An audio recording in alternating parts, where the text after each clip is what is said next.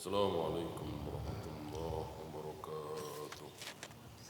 إن الحمد لله نحمده ونستعينه ونستغفره ونعوذ بالله من شرور أنفسنا ومن سيئات أعمالنا. من يهده الله فلا مضل له ومن يضلل فلا هادي له. أشهد أن لا إله إلا الله وحده لا شريك له وأشهد أن محمدًا عبده ورسوله وبعد. Terakhir hadis 26 tentang Nabi SAW yang tidak pernah menolak, bukan tidak pernah ya, belum pernah beliau diminta uangnya, pakaiannya, makanannya dan seterusnya, kok beliau menolak? Jangan, ya, belum pernah. Sampai ketika baju satu-satunya yang beliau miliki diminta oleh orang Arab Badui yang antum tahu tidak punya rasa malu, jauh dari pendidikan dan seterusnya karena memang tinggal di pelosok,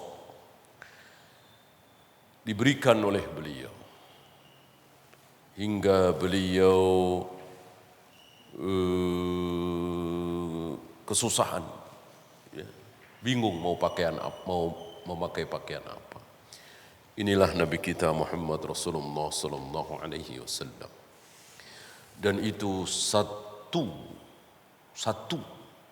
saja ya, di antara sekian puluh sifat-sifat mulia beliau, itu baru satu. Ya, bukan satu-satunya, baru satu. Maka mustahil kita kaum muslimin tidak cinta kepada beliau, tidak membela beliau, tidak siap mati demi membela kehormatan beliau. Ya, kita lanjutkan 27. Wa an Abi Yahya, dari Abu Yahya, namanya adalah Suhaib bin Sinan radhiyallahu anhu. Qala Rasulullah sallallahu alaihi wasallam, ajaban li amril mu'min, sungguh menakjubkan, aneh keadaan diri seorang mukmin. Rasul saja merasa aneh, ya. Orang mukmin itu aneh, menakjubkan, istimewa. Kenapa? Inna amrahu kullahu lahu khair.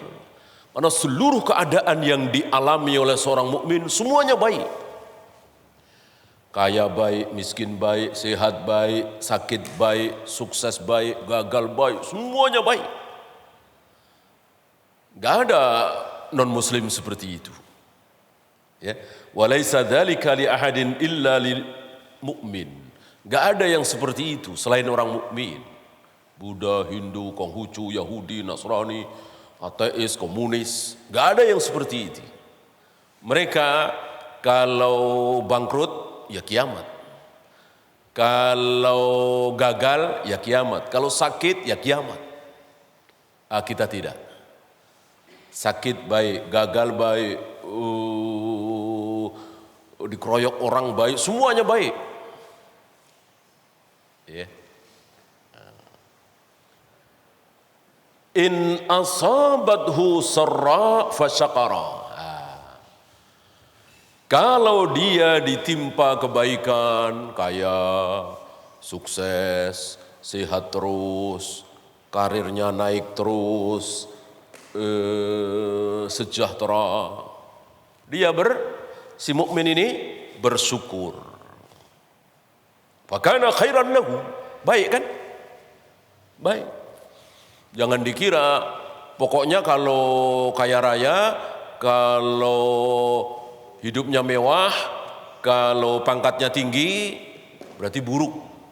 Kata siapa? Ini kata Nabi baik. Sarra, sesuatu yang disenangi kan. Bisa hidup dalam keadaan kaya raya, pangkatnya tinggi, mungkin presiden, mungkin raja. Ya, tentu kita tidak lupa siapa Nabi Sulaiman, siapa Nabi Daud, siapa Nabi Yusuf. Ini kan pembesar-pembesar, raja-raja. Apa kita katakan mereka itu tercela? Tidak kan? Kenapa? Kenapa Nabi Sulaiman, Nabi Daud yang kekuasaannya luar biasa, hartanya luar biasa, tidak tercela? Justru malah terpuji. Kenapa? Kenapa? Karena bersyukur. Karena bersyukur. In asabathu sarra syakara. Kalau ditimpa kebaikan, kesenangan, sukses, kaya, bersyukur. Dan itu baik. Ya.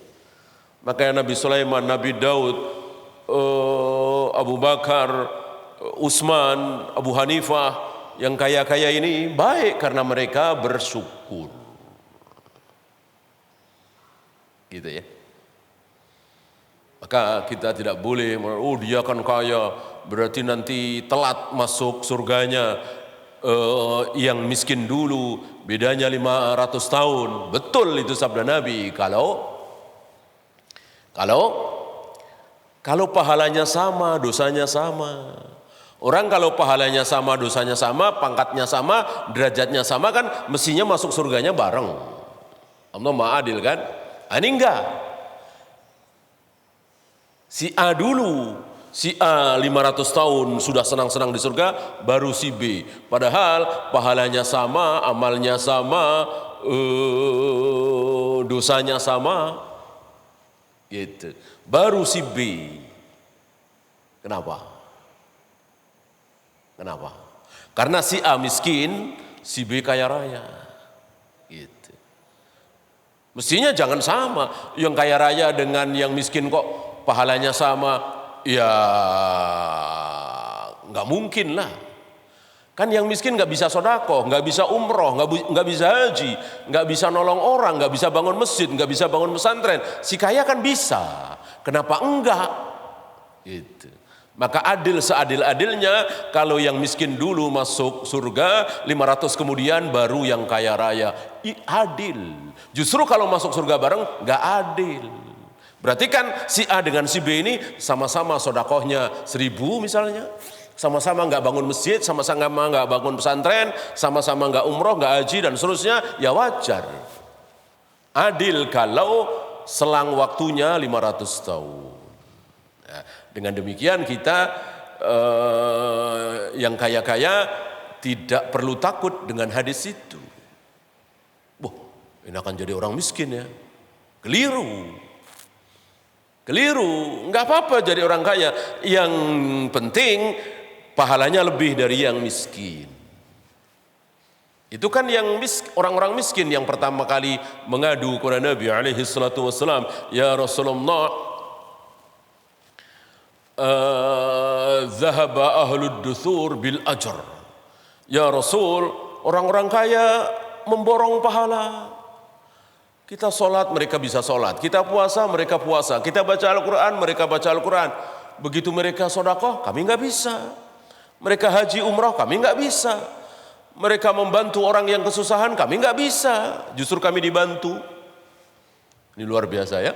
Orang-orang miskin ngiri kepada orang kaya di hadapan Nabi dalam masalah akhirat. Dalam masalah akhirat. Kalau hari ini orang-orang miskin ngiri terhadap orang kaya dalam masalah dunia. Nak jadi orang kaya. Bentar-bentar ke puncak, bentar-bentar ke Hong Kong, bentar-bentar ke ini, bentar-bentar makan enak, mobilnya mewah, rumahnya megah. Itu yang diiriin oleh orang miskin hari ini. Orang miskin di zaman Nabi ngiri terhadap orang kaya sama. Tetapi enak jadi orang kaya, bisa sedekah, Bisa haji, bisa umroh, bisa bangun masjid, bisa bangun pesantren, bisa membantu orang-orang yang kesusahan. Itu yang diiriin oleh orang-orang miskin di zaman Nabi alaihi salatu wassalam. Ternyata sama-sama miskin, sama-sama muslim, beda antara zaman Nabi dengan hari ini. Yang satu mengirikan masalah akhirat, yang satu mengirikan dalam masalah dunia. Ya.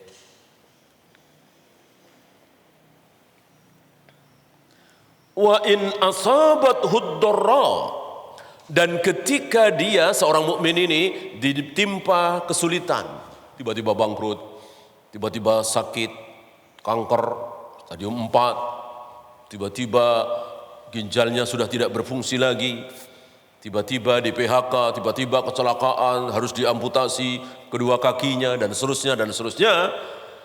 Itu baik asal sabar. Fasabara fakana khairan lahu, dan itu baik baginya karena dia bersabar. Jadi apa yang dirisaukan oleh seorang mukmin? Jawabnya enggak ada. Orang kaya baik, miskin baik, sukses baik, gagal baik, apa yang ditakuti oleh seorang mukmin? Enggak ada. Kalau memang tujuannya jadi orang baik. Ya. Nah, disinilah kita bersyukur sebagai seorang muslim, mukmin, karena selalu berada dalam kebaikan.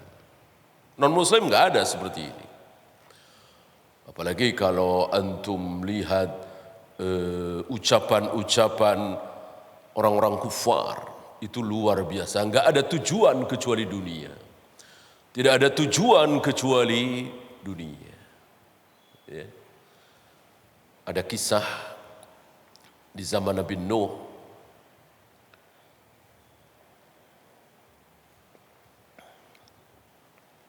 yang umurnya kan rata-rata 990 tahun, 1000 tahun, ya kan? Ada seorang ibu-ibu menangis karena anaknya yang masih remaja sudah meninggal. Yang masih belia itu sudah meninggal. Ya.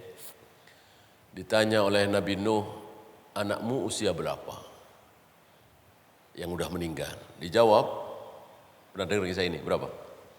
300 tahun. 300 tahun. 300 tahun remaja.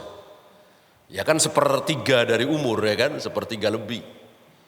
Sepertiga kurang malahan ya. Ya kalau kita rata-rata 60, sepertiganya kan cuma 20. Ya pas kan? 20 tahun kan remaja. Ya. Lalu untuk menghilangkan kesedihan si ibu ini, Nabi Nuh mengatakan nanti akan datang umat terakhir, akhir zaman. Umur mereka itu rata-rata cuma 60. Kata Nabi SAW, rata-rata umur umatku adalah 60 sampai 70.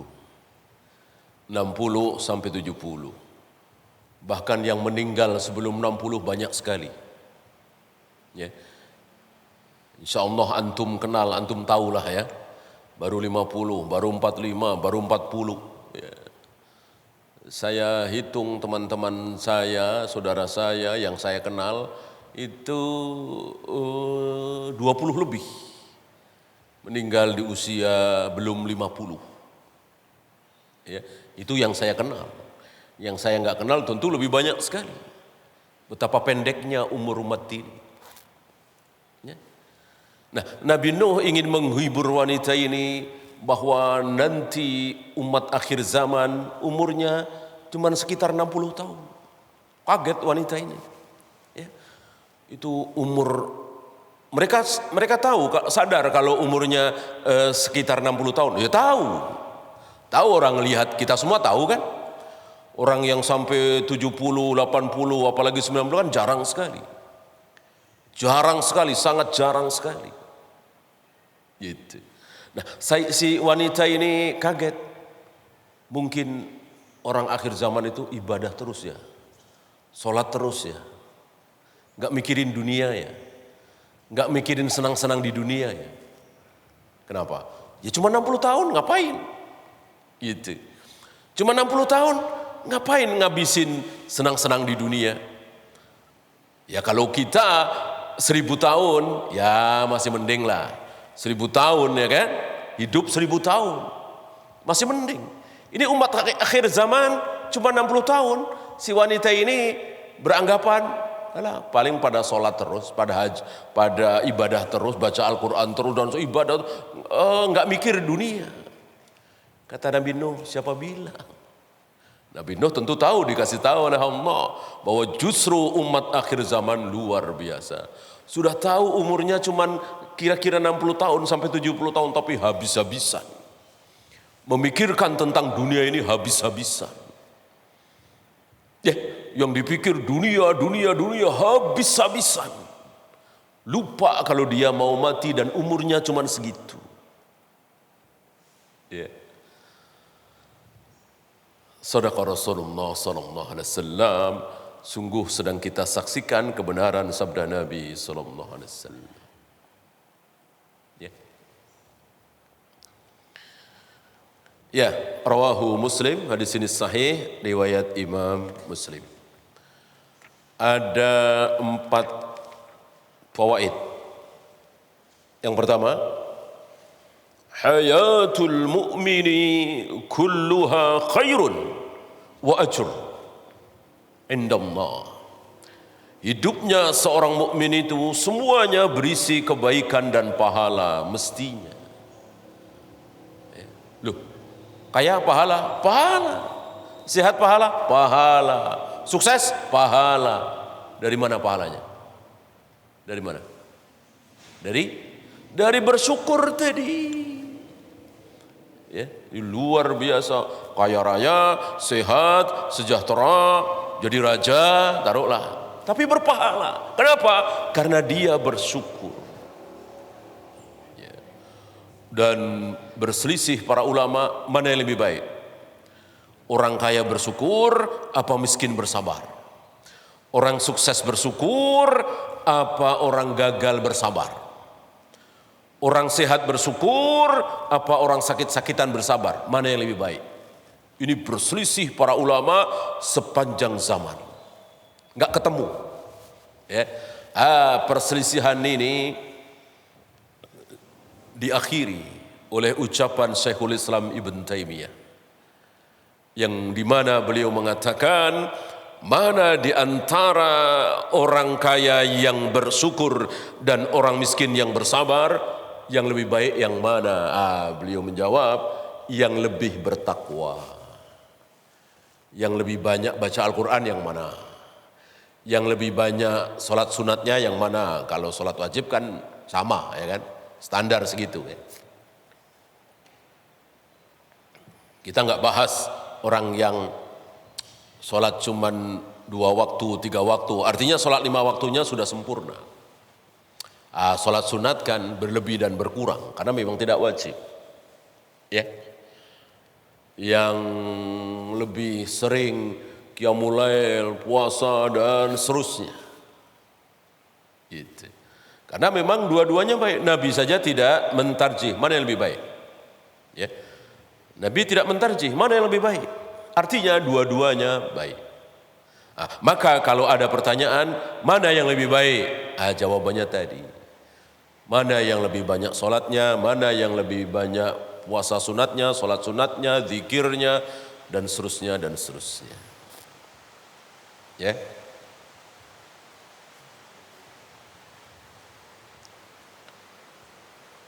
Oleh karena itu, barangkali ada di antara kita yang berkecil hati, merasa minder, merasa kurang. Kenapa? Ngaji jarang, gitu. Puasa sunat jarang. Apalagi? Ya zikir baca Al-Quran jarang. Kenapa? Habis waktu untuk cari nafkah menghidupi anak istri. Kadang sehari bisa 12 jam, 13 jam. Itu cuma dapat 100.000, 150.000. Ya. Maka boro-boro taruhlah kuli, ya kan. Kuli biar dapat banyak kan harus jam kerjanya harus banyak, kan nggak ada yang menggaji. Gitu ya. Bisa sampai 15 jam. Itu hasilnya nggak seberapa, paling 100.000, 150.000, anaknya 9 misalnya, ya kan? Maka kapan mau sholat sunat, mau puasa sunat, mau baca Al-Quran dan seterusnya, nggak ada waktu. Dia cuman yang wajib-wajib saja. Ternyata dia ngelihat teman-temannya ya, dia lihat tetangganya yang Senin Kemis selalu puasa, selalu baca Al-Quran, ngaji kemana-mana, dia ngiri. Kita nggak tahu di hadapan Allah, siapa tahu dia lebih mulia. Karena dia bersabar, diuji oleh Allah dengan kemiskinan, kerja 15 jam, 16 jam, dalam sehari semalam cuma dapat segitu. Cuman bisa buat memberi makan anak istrinya, anaknya banyak. Ya, itu pun makanan yang tidak terlalu mewah.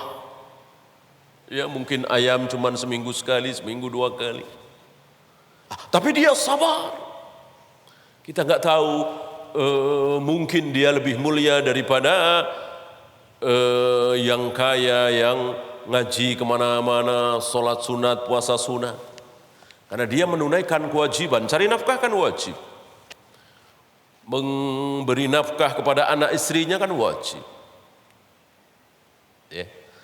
Di sini hanya Allah yang tahu. Maka jangan pernah kita merasa lebih. Dia nggak pernah sholat sunat, nggak pernah puasa sunat, jarang ngaji, jarang kelihatan di majelis ilmu, jarang baca Al-Quran. Tidak seperti saya. Jangan. Ya. Kita nggak tahu rahasia. Mungkin di mata Allah dia lebih mulia, hanya Allah yang tahu. Ya. Ambil contoh Uwais Al-Qarni. Coba kalau Nabi nggak bersabda tentang Uwais Al-Qarni, siapa yang tahu? Siapa yang kenal Uwais Al-Qarni? Orang nggak terkenal, bukan penghafal Al-Quran, ahli ilmu, perawi hadis, ceramah kemana-mana, namanya masyhur. Enggak. Coba kalau Nabi nggak bersabda tentang kemuliaan Uwais Al-Qarni, nggak ada yang tahu. Nggak ada yang tahu. Ya.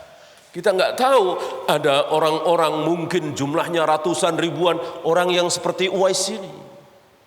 Nabi nggak sabdakan. Ya, apa ketika Nabi nggak sabdakan pasti nggak ada? Ada. Hanya kita aja nggak tahu. Ya, nggak ada yang kenal dia. Ibadahnya ya pas-pasan saja. Mungkin hanya yang wajib-wajib saja. Tapi di mata Allah besar. Karena apa? Karena sesuatu yang dia lakukan. Ya taruh seperti Uwais, dia sangat berbakti kepada orang tuanya, ibunya. Apa enggak ada di kiri kanan kita, saudara kita yang berbakti kepada ibunya? Insya Allah ada, banyak. Enggak ada yang tahu. Ya. Belasan tahun dia suapin ibunya, dia mandiin ibunya, dia cebokin ibunya, dia rawat, dia luar biasa. Enggak ada yang tahu. Dia enggak pamer. Ya apa yang dipamerin ya? Orang nggak ada yang kenal sama se-RT aja, banyak yang nggak kenal, tidak terkenal. Tapi di langit disebut-sebut, ya, terkenal di langit. Banyak, di bumi nggak ada yang kenal. Ya tadi orang se-RT saja banyak yang nggak kenal, saking nggak terkenalnya, karena nggak punya kelebihan apa-apa. Tapi namanya disebut-sebut di langit. Ya, jadi di langit itu ada penyebutan terhadap manusia-manusia tertentu. Maka ada istilahnya, ada istilah tidak terkenal di bumi tapi terkenal di langit.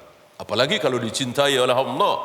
Antum pernah dengar hadisnya bahwa Allah ketika mencintai seseorang maka Allah panggil Jibril.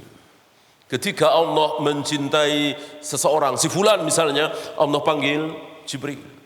Lalu Allah katakan kepada Jibril, wahai Jibril, aku Allah mencintai si fulan, disebut namanya oleh Allah. Ya. Mungkinkah antum yang hadir di sini termasuk yang di sini disebut namanya oleh Allah di depan Jibril? Mungkinkah? Tidak mustahil. Tidak mustahil. Jangan antum sangka, oh yang disebut pasti Imam Syafi'i aja, Imam Bukhari, enggak. Ya, ketika Allah mencintai seseorang, Allah sebut namanya di hadapan Jibril. Oleh karena itu, cintailah si fulan wahai Jibril. Tentu Jibril sami'na wa ta'na. Jibril mencintai si fulan, disebut namanya. Lalu Jibril memanggil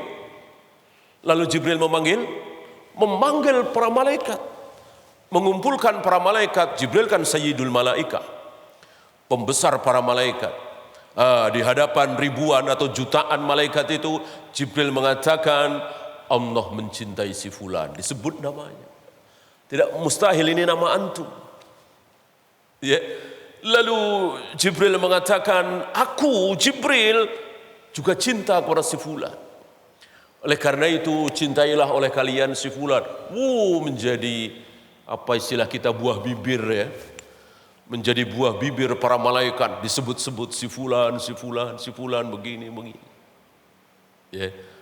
Ini hiburan bagi kita yang enggak punya apa-apa, enggak punya keahlian apa-apa, enggak terkenal, enggak ada yang tahu. Ya, tapi tidak mustahil nama kita disebut oleh Allah di hadapan Jibril, disebut oleh Jibril di hadapan ribuan jutaan malaikat. Kayak apa melambung kita. Nama kita disebut oleh presiden aja, bangga kita. Enggak usah presiden, gubernur. Enggak usah gubernur, wali kota lah. Wali kota menyebut-nyebut nama kita. Kayak apa bangganya kita? Ini Allah Rabbul Alamin. Jutaan kali lebih besar dari para raja di muka bumi ini. Menyebut nama kita. Subhanallah.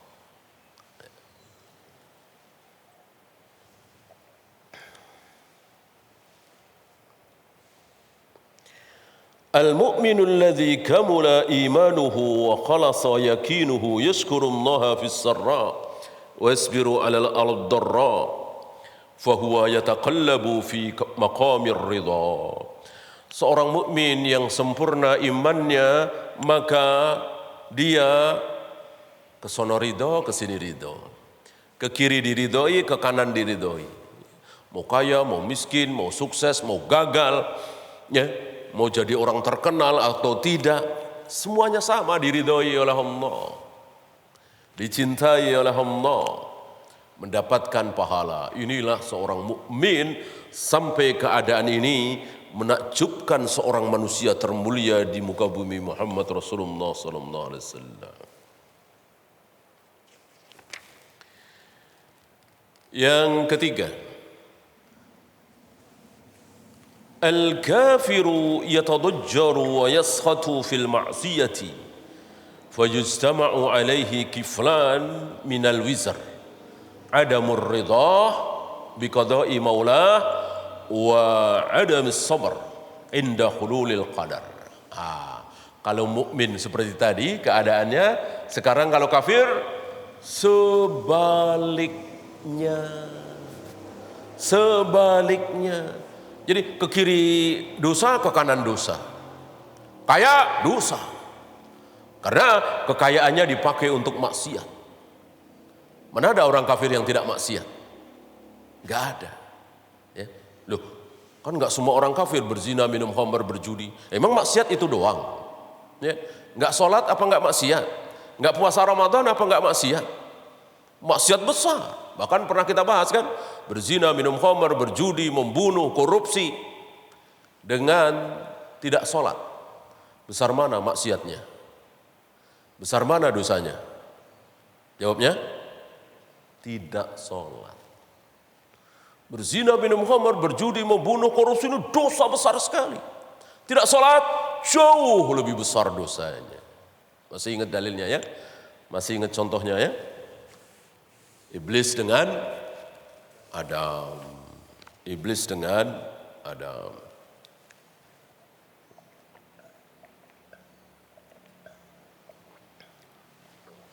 Nah, maka orang kafir seperti itu. Ya. Setiap hari dosa, setiap hari dosa, setiap hari dosa. Dari bangun tidur sampai tidur lagi isinya cuma dosa. Ya nggak sholat, ya kan? Walaupun dia jujur, amanah, nggak berzina, nggak minum khamr, nggak berjudi, ya, tapi tiap hari numpuk-numpuk dosanya, bahkan dosa yang luar biasa besar, yaitu tidak sholat. Ya. Bahkan berdasarkan firman Allah,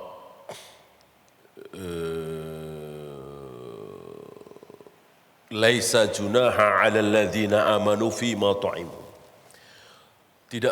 Tidak berdosa bagi orang-orang yang beriman ketika mereka makan enak, minum lezat. Tidak berdosa bagi orang yang beriman. Ini mengandung pemahaman apa? Mafhum mukhalafah. Mafhum mukhalafah. Orang-orang beriman ketika makan enak, minum lezat, hidup senang, tidak berdosa. Berarti kalau orang kafir berdosa. Inna lillahi wa inna ilaihi raji'un. Ya. Jadi jangankan berzina, minum khamr, berjudi, makan enak, minum lezat, hidup mewah, hasil yang halal, tapi kalau dia kafir, dosa. Maka sama-sama kafir, yang satu jarang hidup mewah, yang satunya lagi hidup penuh kemewahan, nerakanya berbeda. Siksaan azabnya nanti berbeda. Yang hidupnya bersenang-senang dilipat gandakan, dilebihkan azabnya. Ya, padahal sama-sama kafir. Yang terakhir, al-ajru ala kulli halin la yakunu li ghairi ahli iman. Pahala untuk setiap keadaan, kaya pahala, miskin pahala, sukses pahala, gagal pahala, ini khusus yang beriman doang. Yang tidak beriman enggak dapat ini. Enggak mendapatkan janji Allah seperti itu. Ya. Walillahil hamd, kita bersyukur, kita ditakdirkan oleh Allah menjadi seorang yang beriman. Coba Allah takdirkan kita lahir di Tokyo, lahir di Beijing, lahir di Berlin, ya. Jadi apa kita? Sedang apa kita? Bisa ngaji seperti ini, bisa sholat, ya. Hampir-hampir mustahil. Walillahil hamd, kita dilahirkan di Jakarta, di Bandung, di Surabaya, di Makassar, di Medan. Ya, di negerinya kaum muslimin ini. Sehingga kita kenal Islam, masuk Islam, beriman kepada Allah dan Rasulnya dan seterusnya. Yang kurang tinggal ditambah-tambah. Yang bid'ah ya kita tinggalkan bid'ahnya, kita menuju kepada sunnah. Wallahu a'lam. Ya, itu saja. Ada pertanyaan? Ya. Alhamdulillah ala kulli hal secara bebas bisa diterjemahkan segala puji bagi Allah dalam semua keadaan. Keadaan kaya, keadaan miskin, keadaan sukses, keadaan gagal. Ini biasa diucapkan oleh Rasul dan para sahabat ketika mendapat musibah. Ketika sakit misalnya, ketika bangkrut misalnya, ketika kalah perang misalnya, ketika mendapatkan keburukan-keburukan, maka tetap kita mengucapkan alhamdulillah, tapi dilanjutkan dengan ala kulli hal. Alhamdulillahi ala kulli hal. Segala puji bagi Allah dalam semua keadaan. Karena kita memuji Allah bukan hanya ketika senang, bukan hanya ketika sukses, bukan hanya ketika berhasil. Tapi dalam keadaan sebaliknya pun sakit, sengsara, nelangsa, bangkrut, tetap kita memuji Allah. Karena Allah tidak mencabut keimanan dari diri kita. Sesuatu yang paling berharga di jagat raya alam semesta ini. Apa? Iman. Nah, sampai hari ini alhamdulillah Allah tidak cabut iman dari diri kita. Kalau Allah cabut, kita tidak akan di masjid ini. Kita tidak bisa sholat, kita tidak bisa menyembah Allah. Kita malah mengingkari adanya Allah misalnya. Alhamdulillah keimanan itu masih ada di diri kita, maka tentu kita masih bersyukur alhamdulillah. Walaupun mendapatkan keburukan tadi. Tiba-tiba setelah cek ke dokter, kata dokter, Anda terkena kanker paru stadium 4 misalnya. Ya, kita ucapkan alhamdulillah ala kulli hal. Wallahu a'lam. Ada lagi?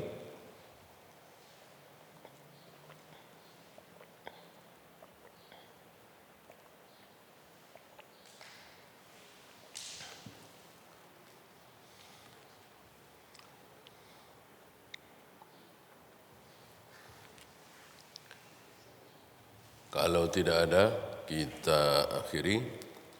Subhanakallahumma bihamdika asyhadu an la ilaha illa anta astaghfiruka wa atubu ilaik. Assalamualaikum warahmatullahi wabarakatuh.